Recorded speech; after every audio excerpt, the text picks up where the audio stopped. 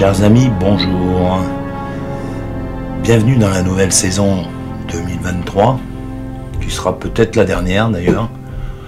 Enfin, je vous dis ça, j'ai rien dit, hein, mais on va voir comment ça se passe, hein, parce que là on est à la limite de la Troisième Guerre mondiale, donc on ne sait pas trop où on va.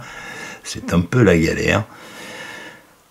Et pour cette première vidéo de la saison 2023, alors il y a quelques changements qui vont se faire dans cette saison, hein, 2023.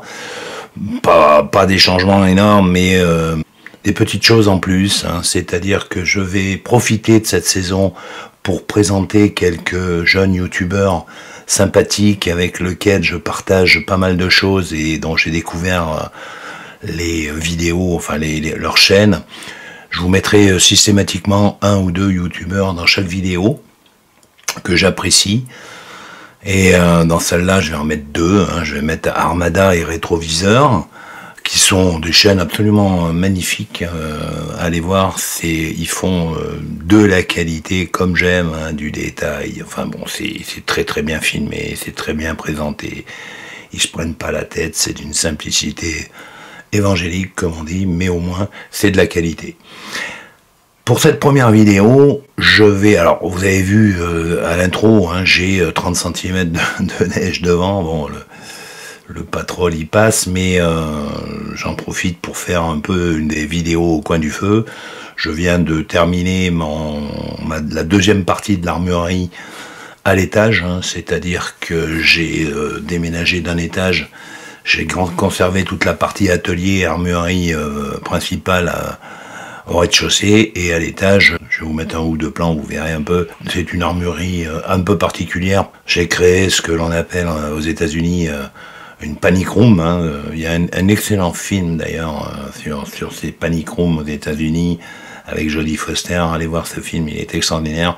C'est tout simple, hein. C'est une pièce isolée dans la maison avec des murs très épais et une super porte blindée, ce qui fait qu'en fait vous êtes dans votre coffre, hein, quand vous êtes dans l'armurerie, et avec des liaisons extérieures, téléphone, internet et autres, et ce qui vous permet d'être totalement autonome en cas où comment on appelle ça d'ailleurs, il y avait un nom qui était apparu, je crois que c'était les sauvageons, on appelait ça à l'époque, hein, pas si vous vous rappelez, mais bon, on n'est plus vraiment dans le sauvageon aujourd'hui, hein.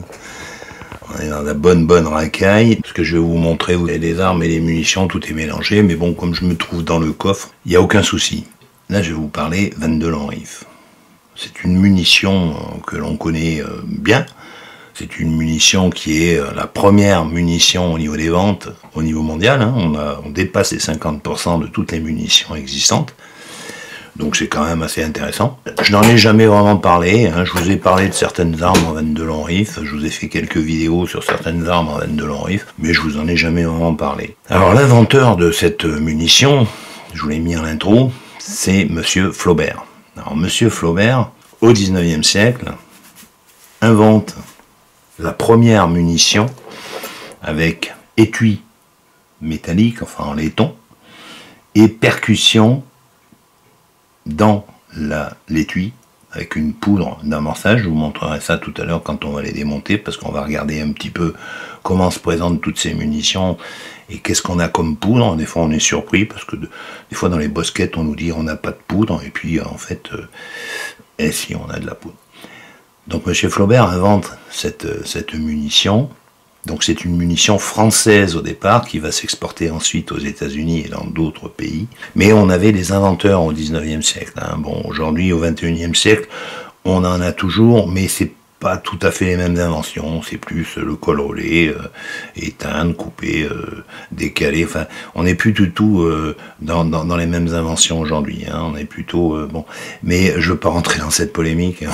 À chaque fois, je fais une petite critique. Et là, je vous ai mis un petit peu tout ce qui se fait en 22 Lanriff. Donc notre ami Flaubert développe cette munition qui est très très vite récupérée par les Américains. On a ensuite une variante. Alors ça, c'est la Flaubert moderne, hein. C'est la 22 Flaubert, hein, que l'on retrouve dans ces boîtes-là, hein. Et ça, c'est la Bosquet 22 double culot que l'on retrouve dans ces boîtes-là. Alors je pense que tous les anciens, hein, les jeunes padawans ne connaissent pas, mais tous les anciens connaissent, hein, c'est ces fameuses bosquettes qu'on utilisait à la fête foraine, oui, parce qu'à l'époque, on pouvait tirer à la 22 Lanrive dans les fêtes foraines. Bon, aujourd'hui, c'est interdit. Bon, on comprend un peu pourquoi, hein, parce que je pense qu'il y aurait quand même des incidents. À l'époque, on pouvait utiliser ces munitions. Alors, c'était les cartoucheries françaises de Paris. Alors, pour l'info, eh ben, ces cartoucheries ont disparu. Enfin, je vous le dis, c'est juste une précision, je ne devrais pas en parler. Mais ça n'existe plus. On ne fabrique plus de 22 Lanrive en France. On fabrique plus grand-chose, mais on ne fabrique plus de 22 Lanrive. Donc, ensuite, on va arriver sur la 22 short, ce que l'on appelle aussi tir réduit. Alors ça, c'était utilisé au 19e siècle pour tirer dans les salons et dans les jardins. Hein, les bourgeois s'entraînaient avec des petites armes que l'on retrouve ici pour faire du tir sympathique. Après un bon repas, on se faisait quelques cibles. Ensuite, là, vous avez une 22 un peu particulière parce qu'elle est un peu chuntée au bout. Mais ça, c'est moi qui l'ai chuntée au bout, qui l'ai raccourcie juste pour qu'elle puisse rentrer dans ce petit bulldog. La même, non castrée, hein. Donc ça c'est de la Z, c'est cette munition là, c'est les Allemands qui fabriquent ça. Donc là on est vraiment sur de la toute petite munition, enfin toute petite, on est sur de la 22 Lanrive standard, mais avec un tir réduit, c'est-à-dire qu'on est à, alors on a une ogive de 1,9 grammes, je vous donne en grammes, hein. On est forcément subsonique, mais surtout on a une puissance de 50 joules, donc vous avez à peu près la même puissance avec la short, là vous êtes à 50 joules, et là aussi, bon je l'utilise pour ces petites armes ici, ces deux en particulier, celle-là on peut monter de la 22 normale, 22 standard. Ensuite vous avez ici une 22 match, ces fameuses munitions spéciales match. Alors elles ont une particularité, 2,6 grammes au niveau de l'ogive, toujours une portée de 1,5 km. Mais en fait, pourquoi spécial match? C'est simplement qu'au niveau de la fabrication, on est sur de la fabrication au top. C'est-à-dire qu'en fait, on a une fabrication qui est contrôlée et la poudre est exactement la même à chaque fois. Donc elle est utilisée pour la compétition. De la standard, de la 22 cuivrée.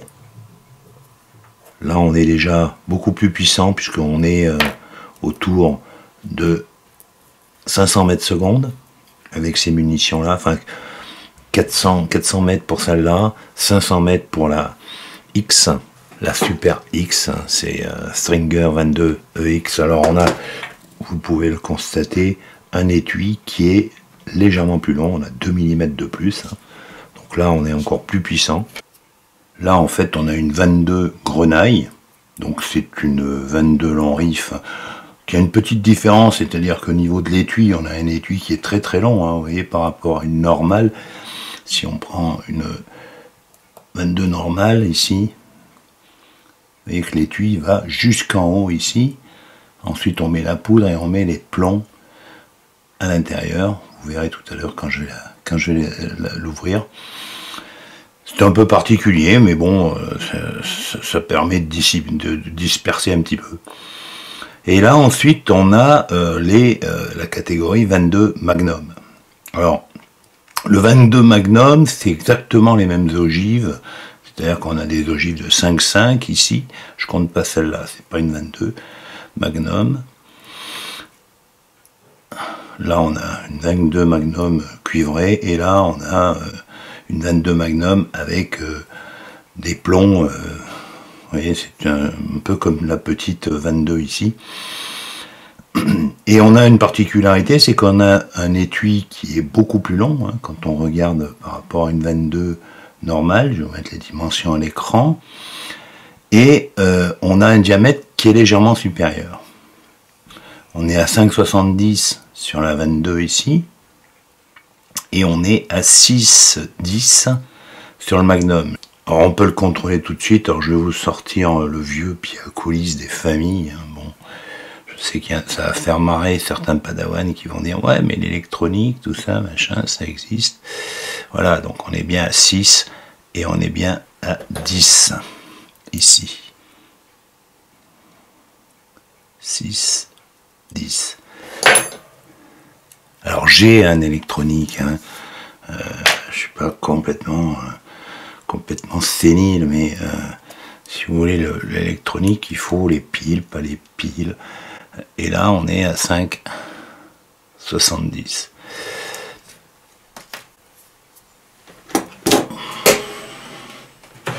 Voilà ce que je fais moi avec l'électronique, c'est-à-dire que bon, je sors systématiquement la pile, parce que les piles s'usent même quand on s'en sert pas. Et les piles, alors faut trouver les piles, c'est une galère aujourd'hui pour trouver des piles. Vous allez dans un tabac, ils mettent 2 plombs, ils vous disent que vous n'en avez pas. Alors moi je les achète par 10 sur internet, c'est beaucoup plus facile, hein. Comme quoi internet, ça a du bon, hein. Même si je me souviens d'une... Elle était socialiste, je crois. Oui, je crois qu'elle s'était présentée aux élections. Elle avait dit Amazon, Général de Gaulle, il n'aurait pas laissé Amazon. Mais non, Général de Gaulle, déjà, il n'y avait pas Internet, donc ça ne pouvait pas marcher. Mais Amazon, c'est génial. Moi, j'habite dans un bled paumé. Je fais un clic, 2 jours après, c'est dans la boîte aux lettres. Donc, et pourtant, je suis pas à côté. Alors, oui, je m'écarte. À chaque fois, je m'écarte. Bon, ça, je peux pas m'en empêcher. Donc, voilà, 6,10, 5,70. Où elle est passée ma normale? Elle est là. 5,70 pour les 22 normales. Et là, à côté, vous avez une petite munition un peu particulière qui n'est pas très répandue en Europe, mais qui fait un carton aux États-Unis, c'est la 17 HMR. Alors c'est exactement le même étui que la 22 Magnum, en longueur et en diamètre, à part qu'il est restreint ici pour recevoir une ogive qui fait 4,5 mm de diamètre. Donc là on a des vitesses qui sont assez impressionnantes, on est autour de 800 mètres secondes, vu la qualité de l'ogive en fait, hein, et puis son profil, hein, on a un profil qui est très particulier. Et c'est utilisé aux États-Unis pour chasser ce qu'ils appellent les nuisibles. Hein, on appelle ça comme ça aussi en France. Hein. Bon, moi les nuisibles, j'ai pas forcément la même définition. Hein. Les nuisibles, c'est pas forcément ce qu'on croit. Donc, enfin bon, ça c'est un autre débat. Hein, pas rentrer dans le débat de la chasse. Donc en fait très utilisé, très précis, à 100 mètres, c'est absolument...